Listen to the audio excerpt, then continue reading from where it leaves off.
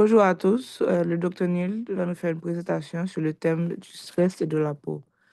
You can go ahead, Dr. Nield. Okay, thank you. So yes, I'll be talking about stress in the skin today. Bonjour, aujourd'hui je vais vous parler des effets du stress sur la peau. All right, so today we're going to explore how stress impacts the skin from the inside out. We will briefly cover the brain-skin connection, physiological responses, and how stress influences a variety of skin conditions. And finally, we'll discuss stress reduction tactics. Bon, alors aujourd'hui on va parler des effets du stress sur la peau. Alors on va explorer comment le stress va agir sur la peau de l'intérieur vers l'extérieur. Aussi, on va s'intéresser à la connexion entre le cerveau et la peau, et les réponses physiologiques au stress et comment le stress peut influencer différentes maladies de la peau. Et finalement, on va regarder différentes tactiques pour réduire le stress. So, what is stress? Well, stress is a collective term which refers to a series of physiological responses to threats, such as physical, emotional, or even environmental stimuli. It can be acute or chronic. And acute stress can be protective, but chronic stress, like caregiving or long term anxiety, can be destructive. Stress, as we know, is a negative emotional experience that triggers certain responses, such as anxiety, and leads to a cascade of events in the body. And the brain is a stress receiver and sends widespread signals throughout the body, including the skin. Alors, qu'est-ce que le stress? Alors, le stress, c'est en fait une expression qui se réfère à des réponses physiologiques, une série de réponses physiologiques aux menaces, si on peut dire, aux dangers, comme quelque chose qui vous menace au point de vue physique, au point de vue émotif ou tout simplement des stimuli environnementaux. Le stress peut être aigu ou il peut être chronique. Le stress qui est aigu, ça peut être une forme de stress qui est faite pour pour vous protéger, mais sur le moment où un événement stressant se produit.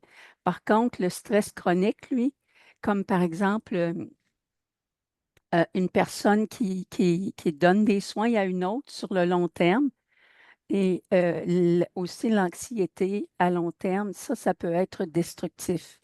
Et le stress, c'est I think, were you had left, you hadn't spoken about the last 2 points, right? No. Okay. I'm going to do one slide at a time to make it easy for you, Okay. if that's okay. Oh, that's fine. Bon.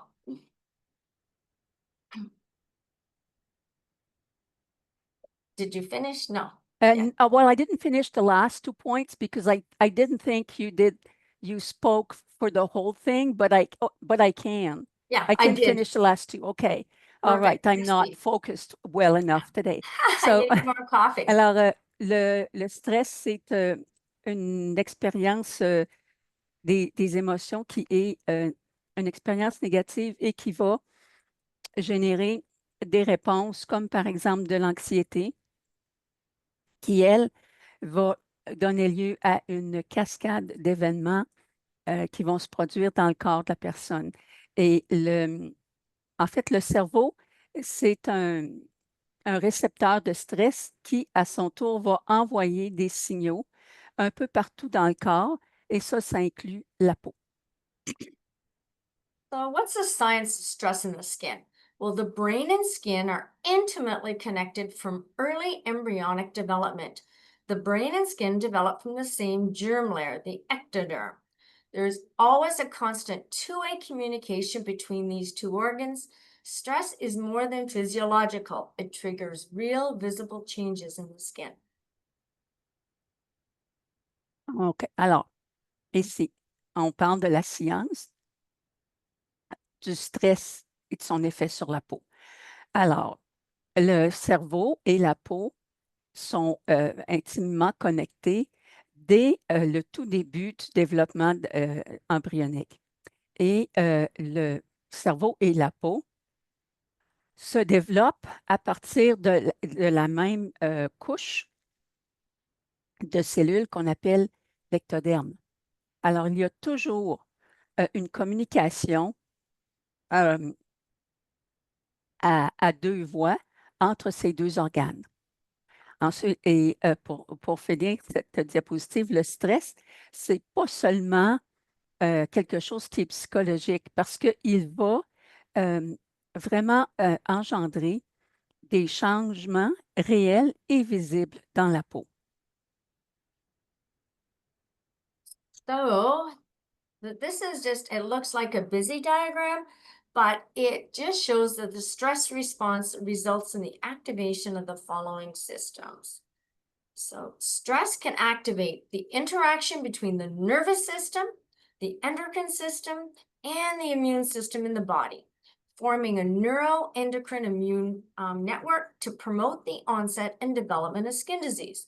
And then the stigma caused by the appearance of the skin disease further aggravates the physiological burden of the patients, thus forming a vicious cycle of stress and skin disease. Bon. Alors ici, la réponse ou la réaction au stress a pour résultat une activation des différents systèmes illustrés ici. Et en fait, le stress va activer une interaction entre le système nerveux, le système endocrinien et le système immunitaire du corps. Alors, ça va former un réseau de neuro-endocrinien et immunitaire qui, lui, va favoriser le développement des maladies de la peau. Et ce stigmatisme-là, qui est causé par l'apparence, les signes visibles d'une maladie de la peau, va aggraver encore plus le fardeau psychologique que portent les patients. Donc, ça va démarrer un cercle vicieux de stress et de maladies de la peau. Alors, les abréviations ici, HPA, c'est pour hypothalamique, la glande pituitaire et les glandes adrénales. Et TB-NK-cell, c'est les cellules T, les cellules B et les lymphocytes qui ne tuent pas. Okay. Oh, so just in terms of the diagram, it seems busy. And I'll talk more about this in the next slide on the interaction. At the top, there's the nervous system. And just, I did have the abbreviations. HPA axis is the down on the left under abbreviations, the hypothalamic pituitary adrenal axis. And then just to let you know, at the bottom of the immune system, there's different cells, and that's the T cells, B cells, and non-killer cells or lymphocytes at the bottom. I don't like using abbreviations and not explaining. Alors, on voit à droite de la diapositive un diagramme ou un tableau qui a l'air un peu, qui pourrait apparaître compliqué au premier regard, mais je vais en discuter plus à fond un peu plus tard. Mais en fait, ce que ça vous montre, c'est que le stress va provoquer des réactions dans les réactions dans le système nerveux, dans le système endocrinien, dans le système immunitaire, et comment ces systèmes-là communiquent ensemble pour donner lieu à des maladies de la peau, ainsi que le stigmatisme qui est perçu par les pauvres patients qui souffrent de ces bobos-là. Okay. So this is just another way of looking at the science of stress in the skin. So this slide is talking about the brain stress response with respect to that HPA axis. So this is the hypothalamus, signals the pituitary, signals the adrenal. We get cortisol released, and this is a key in this HPA axis brain stress response. But local skin hormones also play a role, and we'll talk about that later. And then if you look below, there's also the sympathetic nervous system. So these are the two components of the neural system involved in stress activation. And so the sympathetic nervous system is this fight or flight, the adrenaline, noradrenaline, they get revved up. So we can get vasoconstriction, inflammation. So the sympathetic nervous system ramps up under stress, tightening blood vessels, altering immune response, and increasing inflammation. It targets our entire body, but today we're concentrating on the skin. Alors, encore une fois, la science au sujet de la science des effets du stress sur la peau. Alors, il y a une réponse au stress qui est généré par le cerveau et qui passe par l'axe dont on a discuté plus tard, qui est adrénale, glande pituitaire et H. Bon, l'interprète vous demande pardon, il a oublié le H, mais bon. Ah oui, l'hypothalamus. Alors, sur cet axe-là, on a l'hypothalamus qui communique avec les glandes pituitaires et qui, elle, communique avec les glandes adrénales. Le cortisol, c'est la clé, mais les hormones de la peau vont aussi jouer un rôle. En ce qui concerne le système nerveux sympathique, c'est celui qui intervient dans les moments de stress où notre réaction va être combattre ou fuir. Par exemple, s'il y a un animal sauvage qui vous court après, vous allez avoir cette réaction-là de combattre ou fuir. Alors, ici, ce qui entre en jeu, c'est l'adrénaline et la noradrénaline qui vont chacune à leur tour intervenir pour gérer ce moment de stress-là. Alors, ça va entraîner une vasoconstriction et ça va provoquer de l'inflammation. Et ensuite, on va passer les médiateurs de stress, celui qui est en haut à droite sur le diagramme que vous voyez sur l'écran. Alors, lui, il va augmenter sous l'effet du stress. Il va faire la constriction des vaisseaux sanguins. Il va agir sur la réponse immunitaire en augmentant l'inflammation qui, elle, va agir partout dans le corps, sauf qu'aujourd'hui, on se concentre sur les effets qu'il a sur la peau. Okay, and so what we just talked about is easily shown in the diagram. And the very bottom part with all the different cells represent all the different skin cells. Alors, ce que vous voyez ici au bas du diagramme à l'écran, ce sont les types de cellules qui sont affectées dans les moments de stress. So, this looks like a busy slide, and we're not going to go into detail. It's just to show how stress can affect the skin. So the skin doesn't just receive signals, it can independently produce stress hormones such as cortisol, acting like a mini endocrine organ. Stress disrupts the immune surveillance in the skin, so it increases the susceptibility to inflammation and infection. And chronic stress damages the skin barrier, leading to dryness, irritation, and delayed wound healing, and loss of ceramides, which are important for skin integrity. Alors, la peau, elle ne fait pas que recevoir des signaux. Elle peut aussi produire elle-même des hormones de stress comme le cortisol qui, en fait, agissent comme un petit organe endocrinien. Et le stress va déranger la surveillance immunitaire dans la peau, ce qui va augmenter la susceptibilité vers souffrir d'infection et d'inflammation. Alors, le stress chronique va endommager la barrière cutanée, ce qui va produire de l'irritation, de la sécheresse et va ralentir la guérison des lésions et une perte de céramide, ce qui est très important pour maintenir l'intégrité de la peau. And so briefly, the diagram is describing already what we described about the hypothalamus, pituitary, adrenal gland axis releasing cortisol, and all this inflammation and cells are activated.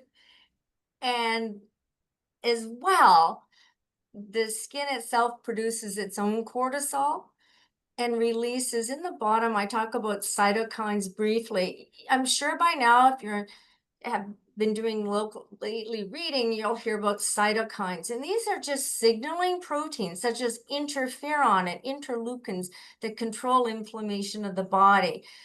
We've heard of interferon for decades and interleukins, but they're now under this whole group called cytokines. So I thought I'd throw that in for education. Bon. Alors, sur le diagramme que vous voyez aussi, on voit les différentes couches de la peau et les effets du stress.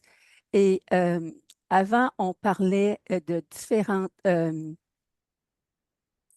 on parlait de différentes hormones. Maintenant, nous les avons regroupées sous le nom de cytokines, qui sont des protéines qui vont, comme par exemple l'interféron et les interleukines, qui vont contrôler l'inflammation dans le corps. And so this is the same diagram, but I just also wanted to mention oxidative stress. And this occurs through the generation of ROS, reactive oxygen species. This leads to the development of the inflammatory cascade as well, free radical formation, collagen breakdown, and reduced antioxidant defenses. And oxidative stress accelerates aging and inflammation as well. So this is important in skin conditions such as psoriasis, skin allergies, acne, rosacea, etc. Alors, quand il y a un stress oxydatif qui va se produire, qui va être provoqué par la génération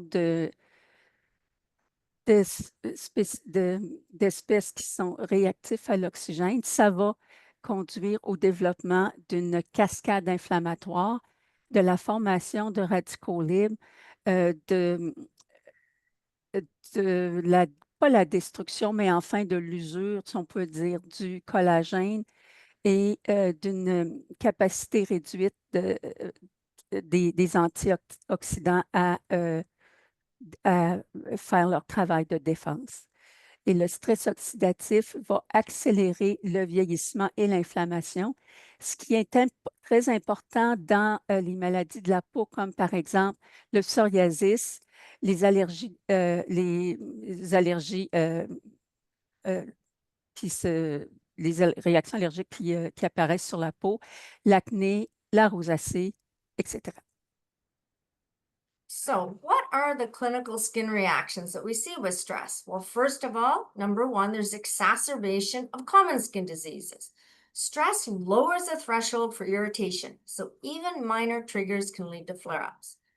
And then we have psychodermatological conditions, and one in particular is called trichotillomania. I threw this in. This is all we're going to say about it. But if people are stressed, you've seen them, they may take their hair, this is often young children, and they just start twirling it.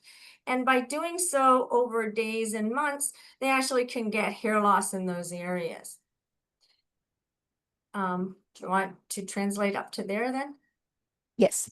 Okay. Alors, le stress va avoir cet effet-là sur la peau qui va exacerber les maladies de la peau communes parce que le stress va avoir pour effet de diminuer le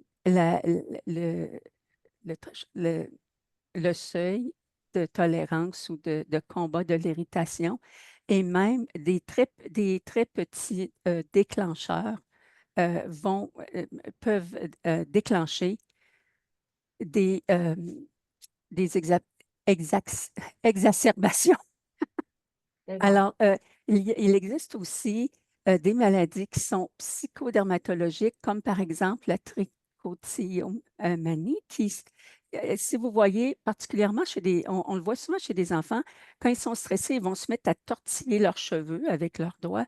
Et s'ils continuent à faire ça pendant des semaines et des mois, ça va créer des, des endroits où où il n'y aura pas de cheveux à cet endroit-là.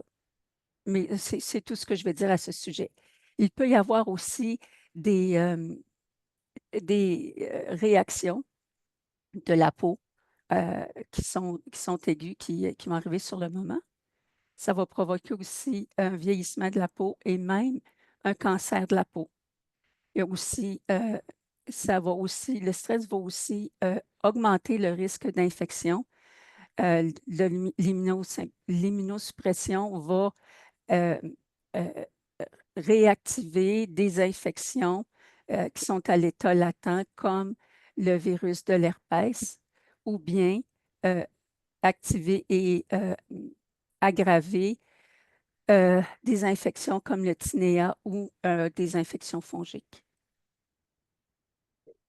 Okay, so I'm going to be talking about some examples of some of those conditions I just described. So, what about exacerbation of common skin diseases by stress? So, common ones that get worse with stress are psoriasis, atopic dermatitis, acne, rosacea, and alopecia areata. And I'll be just briefly discussing the top three. Bon, alors, l'exacerbation de maladies de la peau qui sont communes, qui vont être exacerbées par le stress. Je vais parler des trois premières, mais je vais vous donner quand même la liste de celles qui peuvent, les plus communes. Alors, il y a le psoriasis, il y a la dermatite atopique, l'acné, la rosacée, l'alopécie, et il y en a d'autres. Mais aujourd'hui, je vais discuter seulement des trois premières sur la liste. So, what's psoriasis? Psoriasis is a chronic autoimmune skin disease consisting of itchy, scaly plaques or papules and plaques. It affects approximately 125 million people worldwide. Rubbing the skin will actually cause new lesions to develop, and this is known as a Kevner phenomenon. Stress can trigger both the onset and flares of psoriasis. And the appearance of the lesions and lack of sleep due to itching causes further stress, low self-esteem, and depression. Alors, en ce qui concerne le psoriasis et le stress, l'effet du stress sur le psoriasis, alors le psoriasis, c'est une maladie chronique auto-immune, une maladie chronique de la peau, qui va produire des plaques qui vont causer des démangeaisons, qui sont des plaques comme un peu écailleuses, ainsi que des papules. Ça affecte environ 125 millions de personnes à travers le monde. Et se gratter ou frotter la peau, ça va causer la création, l'apparition de nouvelles lésions. Et le stress peut provoquer l'apparition de la maladie, mais aussi les périodes d'exacerbation de la maladie et l'apparence des lésions et le manque de sommeil que la démangeaison va causer va augmenter en fait le stress ainsi que une baisse de l'estime de soi et même la dépression. Okay, perfect. And the photo is a young girl I saw a few years ago while I was in Haiti, and you can see the large scaly plaques on her lower extremity. Alors ici sur la photo, c'est une jeune fille que j'ai vue à Lombé et vous pouvez voir dans son cas, c'est sur les extrémités inférieures, les membres inférieurs, et vous pouvez voir les plaques et ça vous donne l'apparence du psoriasis. Okay, so now atopic dermatitis. This is another child I saw in Lambe with eczema on his face. So atopic dermatitis is a common itchy skin disease influenced by genetics, environmental, immunologic factors, and psychological stress. Patients have high levels of anxiety and depression, and lack of sleep due to itchy skin can actually reduce a child's ability to learn effectively at school.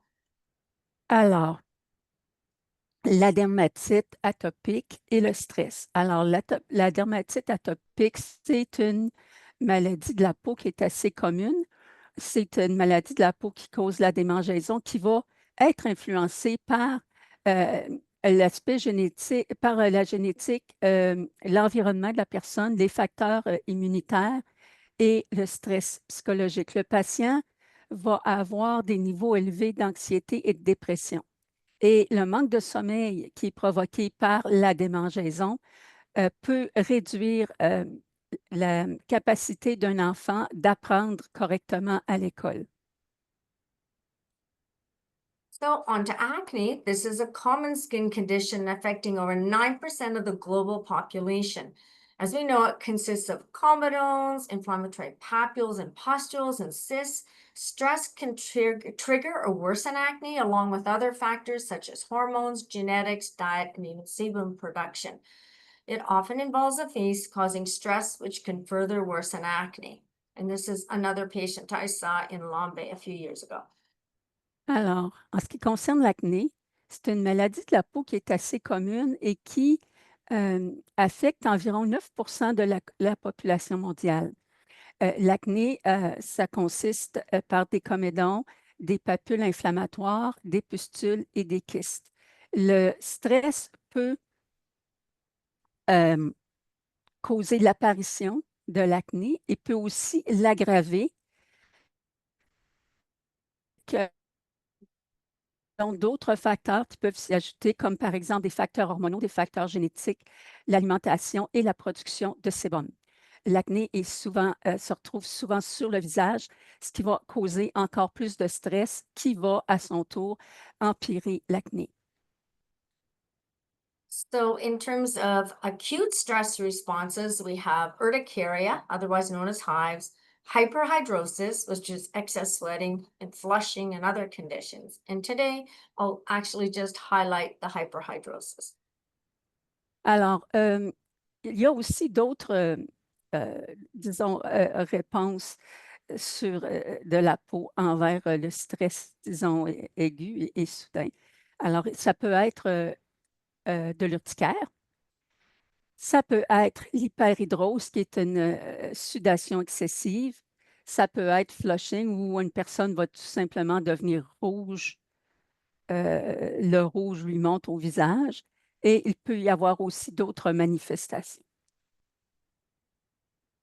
So, to just briefly describe hyperhidrosis, this is often idiopathic, we don't know the cause, and it's very stressful.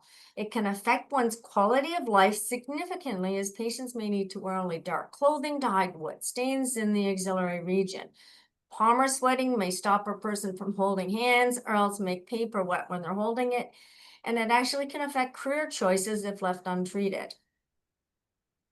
L'hyperhidrose. L'hyperhidrose est souvent idiopathique. On n'en connaît pas vraiment la cause, mais c'est extrêmement stressant parce que ça peut affecter la qualité de vie d'une personne d'une manière assez importante parce que les patients, par exemple, peuvent être forcés de porter seulement des vêtements foncés pour cacher les taches de transpiration de la région axillaire. Et ça peut être, si l'hyperhidrose est palmaire, eh bien, ça peut empêcher les gens de tenir la main d'une autre personne ou de lui serrer la main. Et ça peut aussi, s'ils tiennent un bout de papier, ben, ça peut mouiller le papier et ça peut en fait affecter les choix de carrière si ce n'est pas traité. And then there's skin aging and stress. Chronic stress hastens the visible signs of aging. The breakdown of collagen and elastin results in thinner skin, affecting both the dermal and epidermal layers, which leads to greater skin fragility, laxity, and volume loss. Elevated cortisol levels and oxidative stress contribute to diminished repair and regeneration processes. This can result in the formation of wrinkles.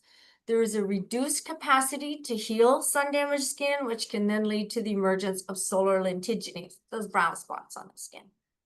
Alors, le vieillissement de la peau et le stress. Alors, le stress chronique va hâter les signes visibles de l'âge parce que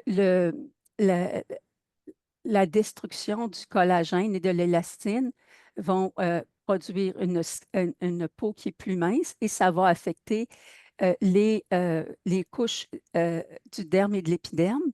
Et ça va augmenter la fragilité de la peau, la peau qui est lâche et la perte de volume.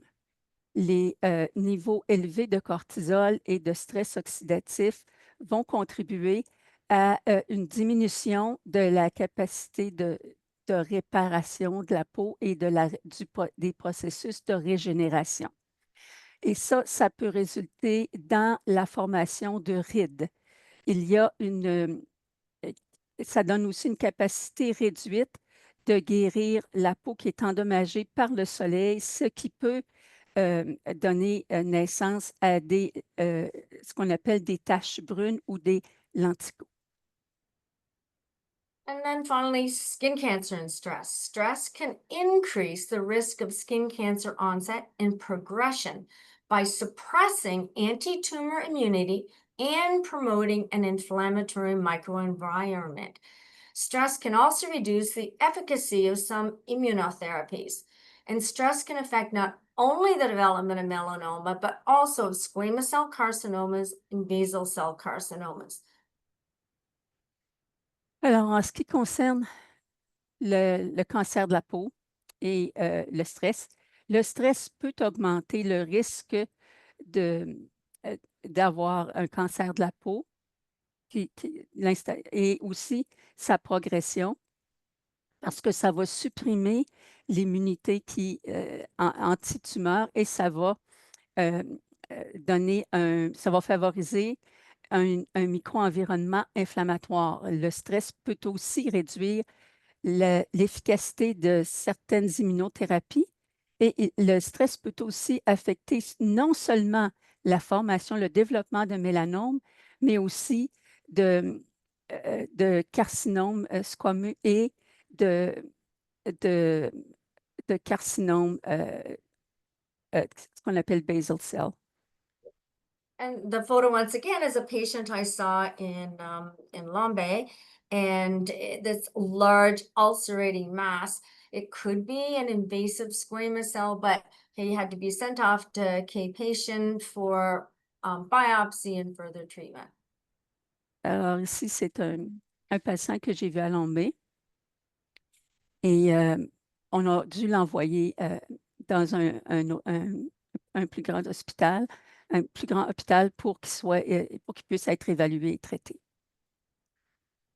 So now we've talked about how stress can affect the skin. How do we manage stress in dermatology? Well, we need to treat the skin and the mind. We need to prescribe appropriate topicals, and systemic therapy, of course, is required for each disease. But psychological support is important. You need to validate your patient's experience. It isn't just all in their head. And we also, if possible, need to work with other healthcare providers when needed, such as therapists, psychologists, psychiatrists, if available. Alors, comment gérer le stress dans le domaine de la dermatologie? Alors, il faut traiter à la fois la peau et l'esprit de la personne. Et alors, il faut naturellement prescrire des remèdes topiques et ainsi que des thérapies systémiques lorsque c'est nécessaire. Mais il faut aussi, on a aussi besoin d'un soutien psychologique et il faut valider l'expérience du patient parce que ce n'est pas juste dans leur tête. Et il faut aussi travailler de concert avec d'autres professionnels de la santé lorsque nécessaire, comme par exemple des thérapeutes, des psychologues et même des psychiatres s'ils sont disponibles. So we also need to encourage patients to manage stress that can complement medical treatment, and this is part of patient-centered care. Lifestyle changes focus on anti-inflammatory diet, such as the Mediterranean diet, sleep, exercise, work, relaxation time, and then mind-body therapies that focus on the interaction of the mind, body, and the skin. Alors ici, il faut encourager les patients à gérer le stress parce que ça peut vraiment, en fait, c'est un aspect complémentaire au traitement médical et ce qui fait partie du traitement qui est basé sur le patient, sur le patient lui-même comme une personne qui entre en compte, qui participe au traitement. Alors, il faut ici effectuer des changements dans le style de vie. Alors, il faut absolument euh, se concentrer sur la consommation d'aliments anti-inflammatoires, comme par exemple le régime méditerranéen, le sommeil, assez de sommeil, de l'exercice, le travail et des moments de relaxation. Il faut aussi, et c'est un autre aspect qui est assez important aussi, ce sont des thérapies qui traitent à la fois le corps et l'esprit et qui vont être axées sur l'interaction entre la peau, l'esprit et le corps. So, what are mind-body therapies? Well, there are a number. So starting off, meditation. This can help with relaxation, can be done at home to reduce stress. Then there's biofeedback.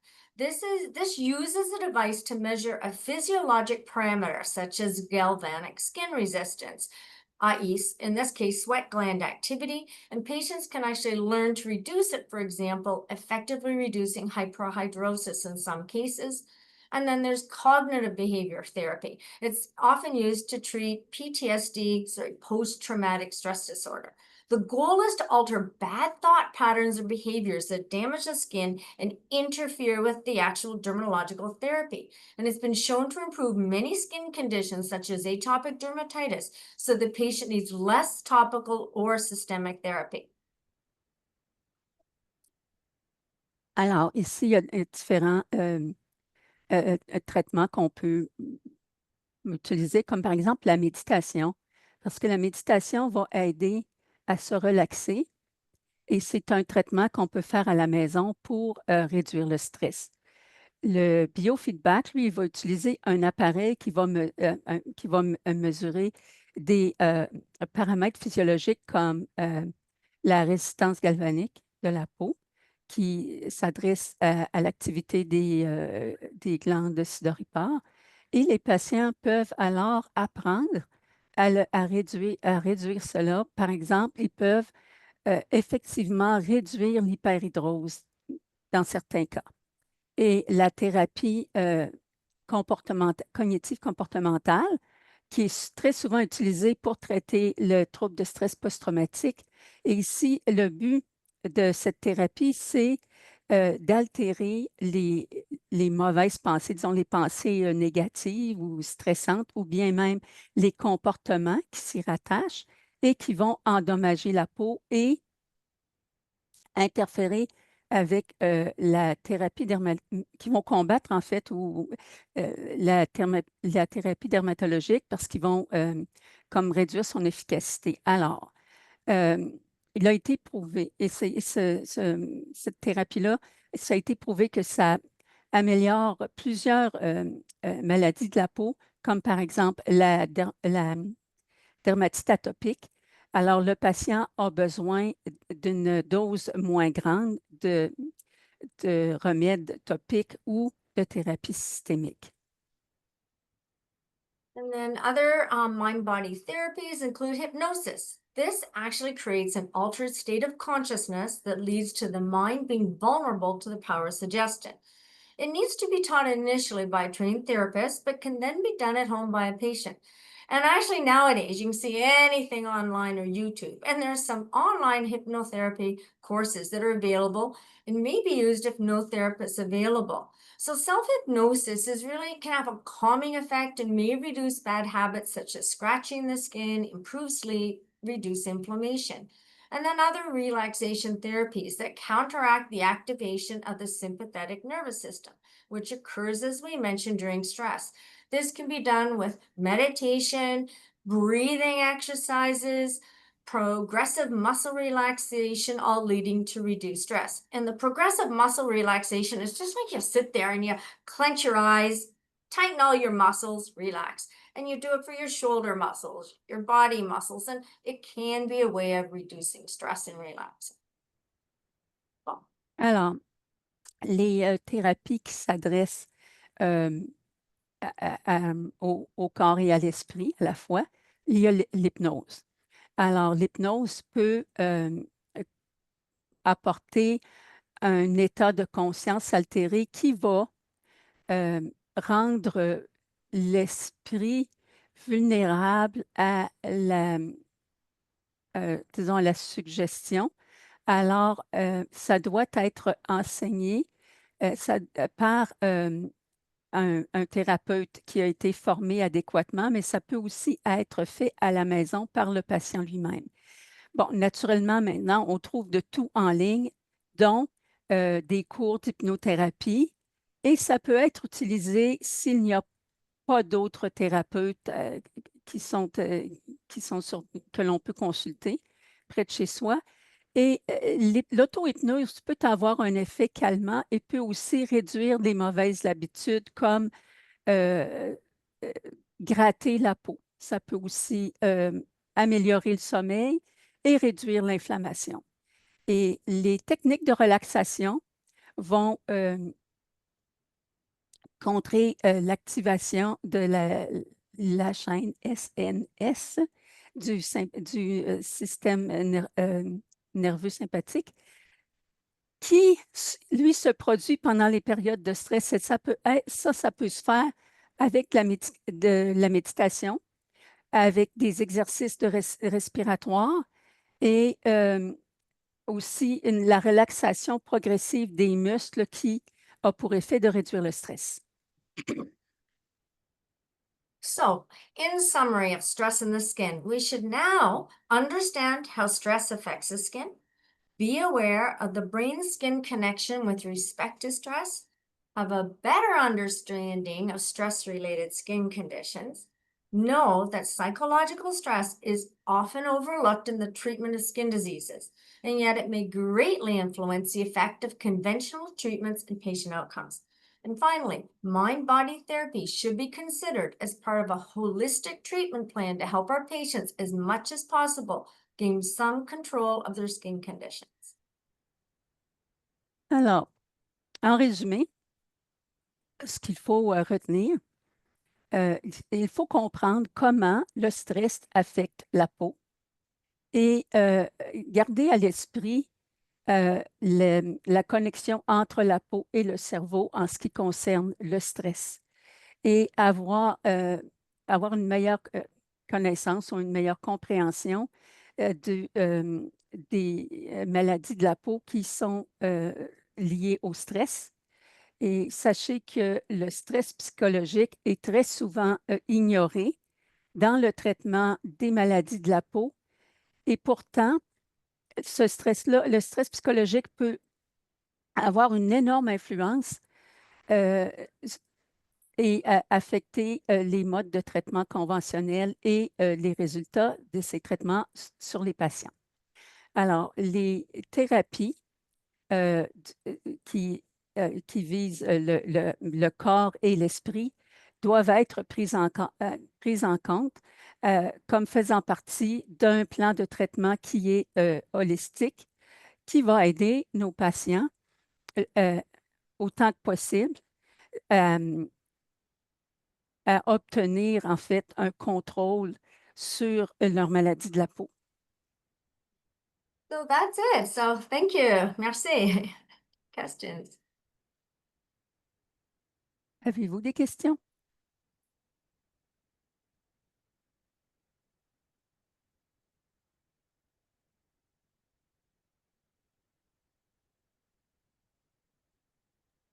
Bon, vous n'avez aucune question? Si vous pouvez, et si vous voulez, vous pouvez les envoyer à l'écrit ou retirer votre micro pour poser la question. Everyone's now all relaxed. Ah, c'est ça, c'est parce que tout le monde est, est relax maintenant. Exactement. That was wonderful to hear. Thank you. Well, I just thought it's important to realize that there's things that we can do other than just with pills and creams. Yeah, Yep. yeah. Thank you. Well, hope it helps. Of course, this was a very insightful lecture. Thank you so much, Dr. Nield. Oh, anything. Si vous avez des questions un peu plus tard, vous pouvez m'envoyer un message. I'm letting them know that they can always message me if they have any questions. Absolutely. Oh, there is somebody that messaged Huh? Doris. A different type acne? Yes, yes, there are different types of acne. We grade acne from stage 1 to stage 4. Look, so for the answer, can you help me translate, Doris? Oh, yes. Yes, so for Alors, il y acne, a différents types d'acné. On les classifie en 4 stages ou 4 grades. so stage 1 are like when there are whiteheads and blackheads, which are comedones. Alors, le premier grade, c'est lorsqu'il y a des comédons fermés et des points noirs et ce qu'on appelle les comédons fermés qui sont les bulles blanches. And then stage 2, type 2, there's papules and pustules. Et le deuxième, il y a présence de papules et de pustules. And stage 3, there's more cystic lesions. Au grade 3, il y a davantage de lésions kystiques. And then stage 4, there's actual nodules. Et au grade 4, il y a des nodules. And the higher you go, like stage 4, you can have all stage 1, 2, 3, and 4. You can have, cysts and papules and pustules and nodules. Et alors, rendu par exemple au stade le plus avancé, au grade 4, vous pouvez avoir toutes les autres lésions que on a mentionnées. En fait, ça s'additionne. And for treatment, if we are looking at topical therapy, we often start with topicals such as topical antibiotics, topical vitamin A, and topical benzoyl peroxide are the mainstay. Bon, alors pour le traitement, au grade 1, on va utiliser des produits topiques qui peuvent être des antibiotiques, de la vitamine A et qui peuvent être aussi du benzoïde de peroxyde. And then as it gets to deeper lesions, we add in, you keep with the topicals, we add in oral antibiotics. Alors, quand ça s'aggrave, par exemple, arrivé au grade 2, on va conserver les topiques, mais on va ajouter des antibiotiques. So for example, a common one is doxycycline, 100 milligrams daily for up to 12 weeks. Alors, on va utiliser, par exemple, un qui est très connu, souvent utilisé, c'est la doxycycline, qu'on peut utiliser jusqu'à 12 semaines. And then if that isn't effective, then you may consider Accutane. Si ça ne fonctionne pas, vous pouvez à ce moment-là penser à l'Accutane. And for women in particular, they may have a hormone imbalance, so that needs to be checked, their blood levels. They may need birth control pill or other meds that can affect their hormones, like spironolactone. Alors, chez les femmes, il peut y avoir une composante hormonale à leur acné. Alors, il faut vérifier les hormones dans leur sang et à ce moment-là, et s'il y a lieu, on peut leur prescrire soit des anovulants, soit de la spironolactone. And it's very important to know that you saw in the one photo, the pigmentation, the spots, when it's a bit brown, it can still be inflamed. But after the inflammation goes, you can be left with post-inflammatory hyperpigmentation. So you can be left with brown spots for quite a while. So it's really important that people wear sunscreen that's water-based, oil-free every day so that those brown spots then eventually heal. Alors, vous avez vu dans la photo que je vous ai montrée d'une personne qui est atteinte d'acné, on pouvait voir des petites taches brunes sur le visage de la personne. Ça peut être des lésions qui sont encore actives. Mais si vous avez des taches brunes un peu plus foncées, ça peut être ce qu'on appelle de la pigmentation post-inflammatoire et qui vont rester là longtemps. Alors, c'est très, très, très important que les patients euh, euh, utilisent une crème solaire à base d'eau et tous les jours. Okay. Merci, Doris. Oh, you're welcome. That presentation spoke to me so much, and I'm thinking, like, for myself, my dad, and then for my grandchildren, that there's certainly a genetic component, but there's a lot of things that we can do. I don't know if you guys saw or just the vitamin A treatment comment. A topical, you mean vitamin A? Can we in a case of acne, can we drink vitamin E like treatment, like as a treatment, acne grade 1?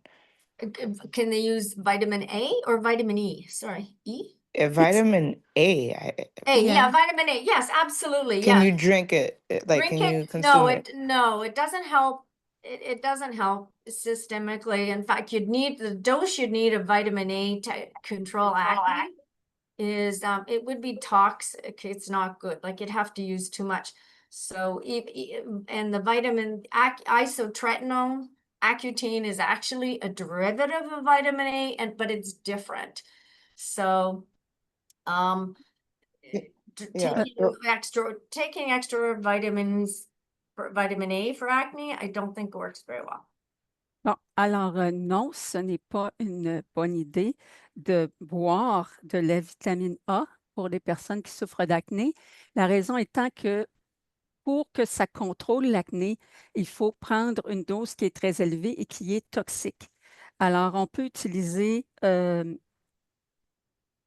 des préparations topiques. Sinon, l'Accutane, qui est un dérivé, en fait, de la vitamine A, celui-là, l'Accutane, c'est par voie orale, mais c'est formulé d'une manière qui ne sera pas toxique. Merci à tous. Thank you so much, Dr. Nield. Si vous avez plus de questions, vous pouvez me les envoyer par email. I told them if they have any more questions, let me know. I will share Absolutely. with You have you. my email. I'm It always was a very insightful conversation. Thank you so much. Everybody's thanking you in the chat. Yeah. We'll see each other next. I'll prochaine à tous. And thank you again, Dr. Neil. We'll talk my pleasure. to Glad the we next got some in the next comments couple and of some months. discussion. It's always a pleasure to have you. So it was nice to see you. Yes, it is. Thank you. Lovely to be back. And I'm here. So thank you so much. Merci beaucoup for your time. Bye. Great. All right.